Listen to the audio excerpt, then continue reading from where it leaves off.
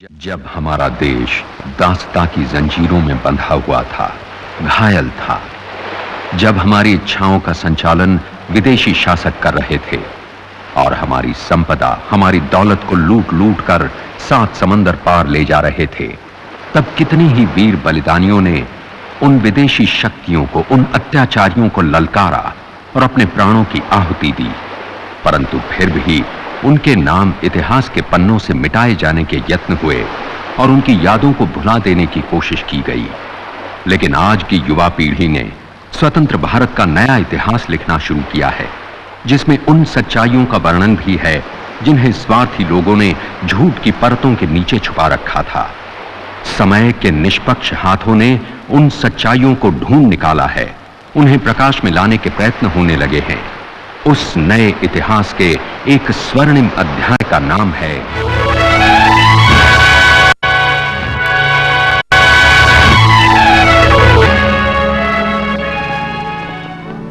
चलो उधर बैठते हैं। Hey you! Indians that side, go there. Why should we go there? This side English, Indians that side. No, sorry, मैं यहीं बैठूंगा। तुम इधर बैठेगा तो I will throw you out. अरे इससे झगड़ा करने में क्या फायदा? चलो तुम उधर आकर हमारे पास बैठो। आओ आओ।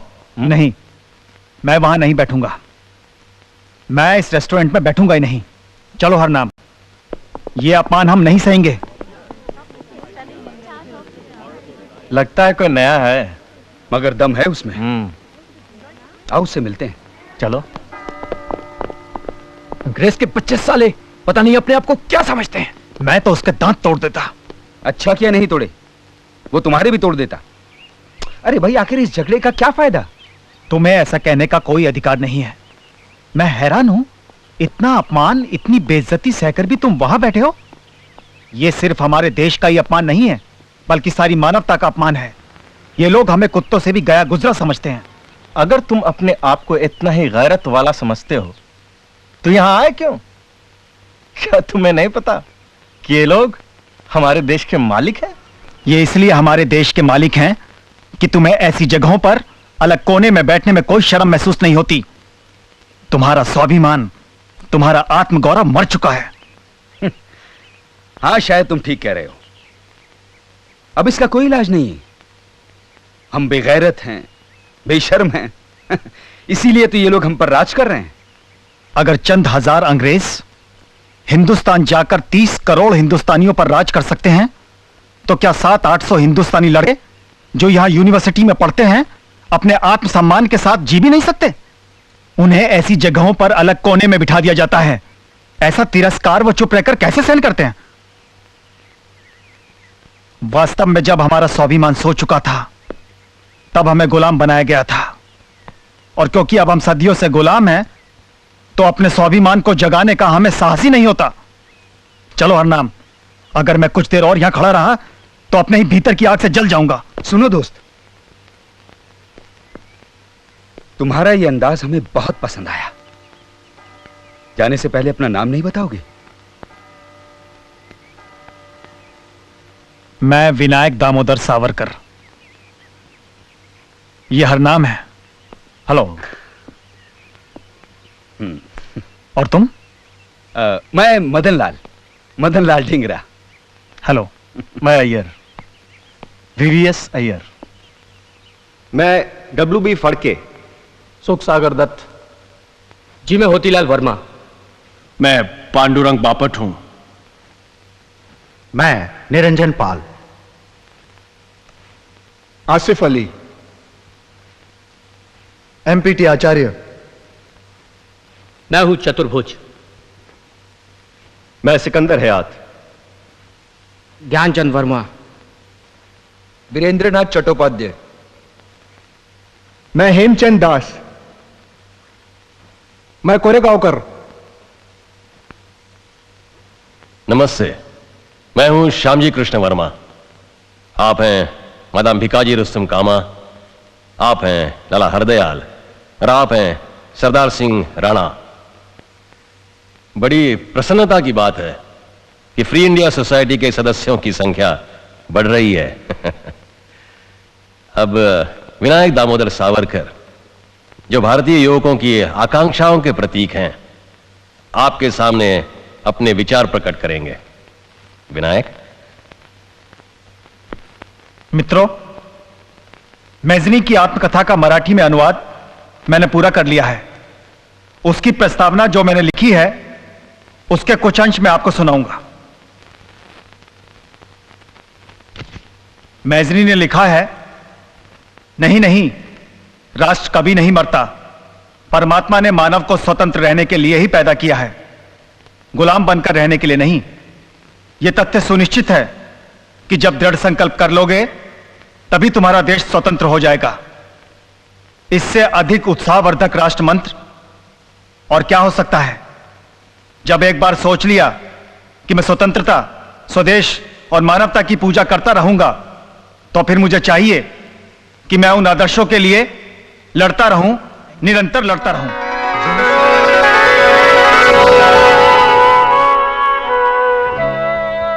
देखो सावरकर, तुम्हारी कल्पना साकार हुई। यही निर्णय हुआ था ना कि भारत की सभी प्रांतों और धर्मों की झलक इसमें नजर आनी चाहिए। सो देखो, 8 प्रांतों के प्रतीक 8 कमल पुष्प, ये सूर्य, ये चांद और बीच में हम सबका वंदे मातरम। वंदे मातरम, वंदे मातरम। जब ये ध्वज स्टुटगार्ट की कॉन्फ्रेंस में लहराएगा तो साम्राज्यवाद का दिल दहल उठेगा और हमें गुलाम बनाने वाले अंग्रेजों के होश उड़ जाएंगे। वंदे मातरम, वंदे मातरम, वंदे मातरम, वंदे मातरम। दुनिया में पहली बार ऐसा हुआ है कि किसी किताब को छपने से पहले ही बैन कर दिया गया हो। 1857 का संपूर्ण सत्य था उसमें, अंग्रेज कैसे साइन करते? हरनाम, तुम बहुत चुपचाप हो, क्या बात है? एक बुरी खबर है। क्या खबर है? सावरकर के इकलौते बेटे प्रभाकर की डेथ हो गई। क्या? तुम्हें कैसे पता चला? सावरकर है कहां? कोई 1 घंटा पहले उसे अपनी भाभी की चिट्ठी मिली तो एकदम चुप हो गया। मेरे बहुत कहने पर मुझे बताया और फिर बाहर चला गया।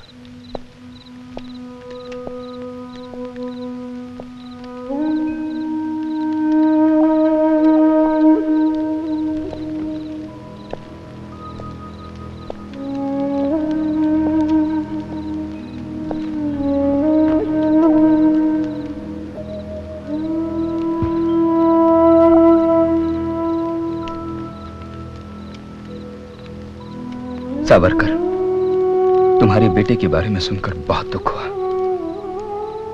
यह भी लिखा है चिट्ठी में कि बाबा राव को पुलिस ने पकड़ लिया। किस अपराध में पकड़ा उन्हें? उन्होंने देश प्रेम की कविताओं की पुस्तक छपवाई। ये क्या अपराध हुआ? देश प्रेम ही सबसे बड़ा अपराध है।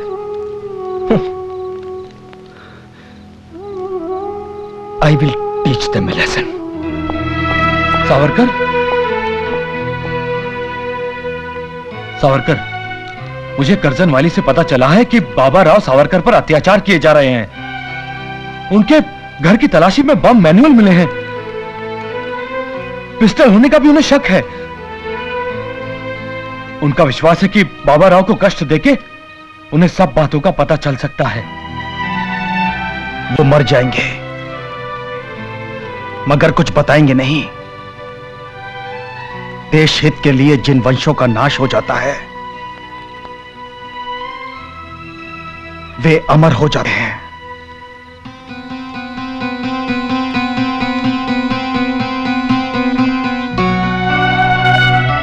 सावरकर, आदमी बलिदान के लिए कब तैयार होता है? जब वो अपने विवेक से प्रेरित होकर दृढ़ निश्चय कर लेता है, तभी।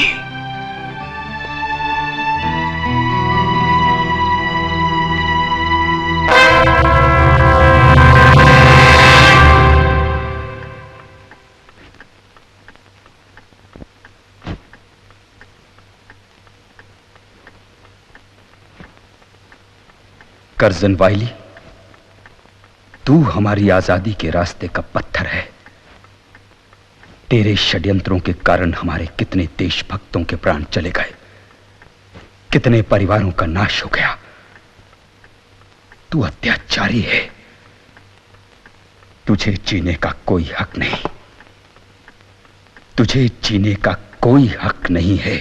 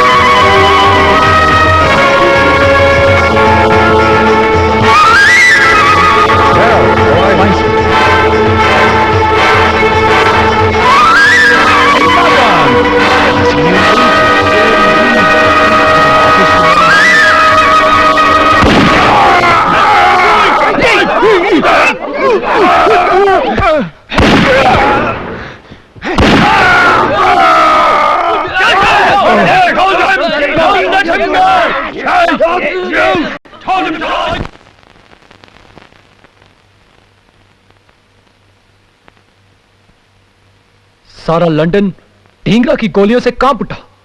अंग्रेजी साम्राज्य की बुनियादें हिल गईं। हमारा उद्देश्य भी तो यही था।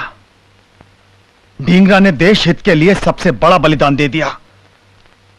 एक पेपर के स्पेशल एडिशन में लिखा है, हिंदुस्तानियों ने अंग्रेजों के विरुद्ध अंग्रेजों की धरती पर युद्ध आरंभ कर दिया है। इसमें कोई संदेह नहीं, हम लोग इसीलिए यहां आए हैं। कर्जन वाइली अत्याचारी था, हमारे रास्ते का रोड़ा था।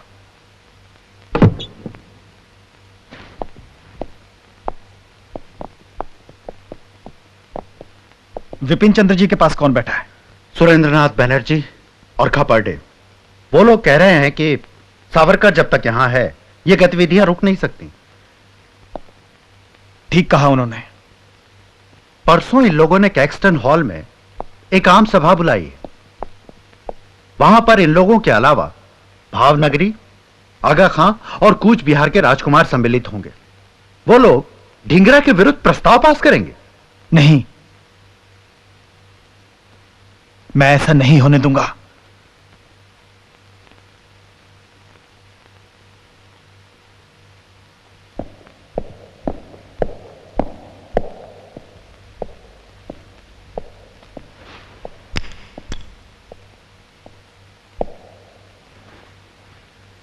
मदनलाल ढींगरा ने जो शर्मनाक काम किया है उससे हिंदुस्तान और हिंदुस्तानियों की बदनामी हुई है।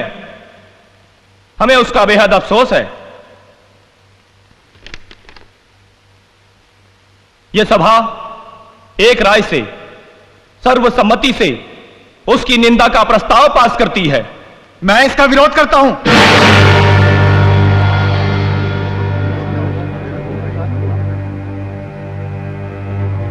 यह विरोध करने वाला कौन है? मैं हूं। यह प्रस्ताव सर्वसम्मति से पास नहीं हो सकता। तुम्हारा नाम क्या है? विनायक दामोदर सावरकर।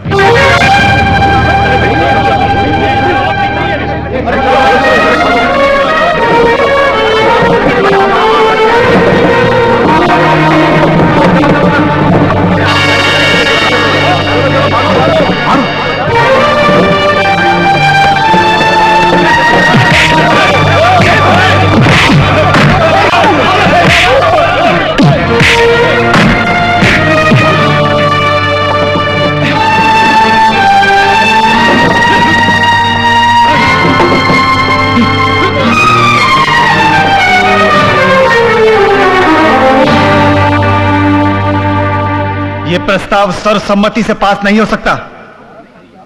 मैं ढींगरा का अपमान नहीं होने दूंगा।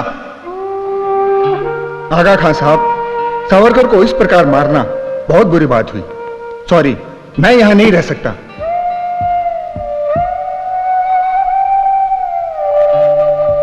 अब मैं भी यहां नहीं बैठूंगा।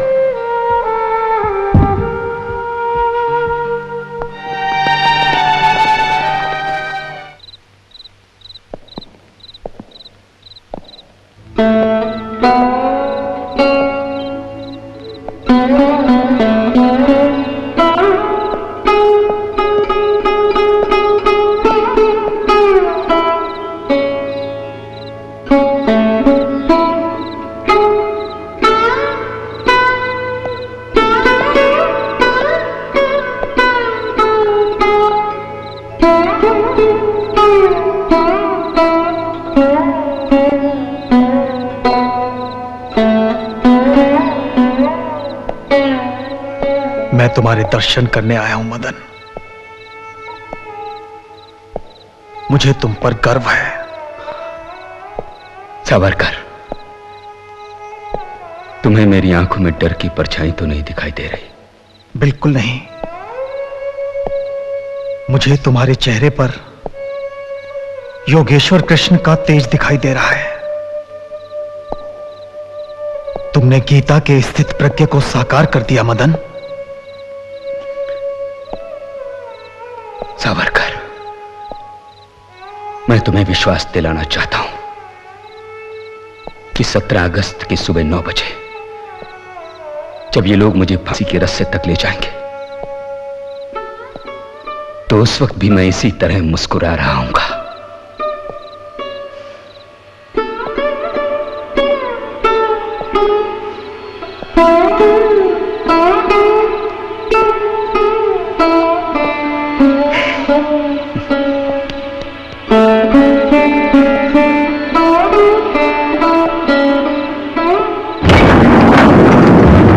मेरे देश का जो अनादर, जो अपमान अंग्रेज कर रहे हैं, वो वास्तव में परमात्मा का अपमान है। मैं मानता हूं देश की सेवा प्रभु राम और कृष्ण की सेवा है। मेरे पास ना तो धन है, ना तो योग्यता। ऐसा अयोग्य पुत्र माता के पावन चरणों में अपने रक्त के अतिरिक्त और क्या चढ़ा सकता है? हिंदू होने के नाते मेरा यह मत है कि आत्मा अमर है। मेरी अंतिम इच्छा है कि मैं फिर से मां की गोद में जन्म लूं और भारत के स्वतंत्र होने तक मैं इसी उद्देश्य से बार बार जन्म लूं और बार बार मौत को गले लगाऊं।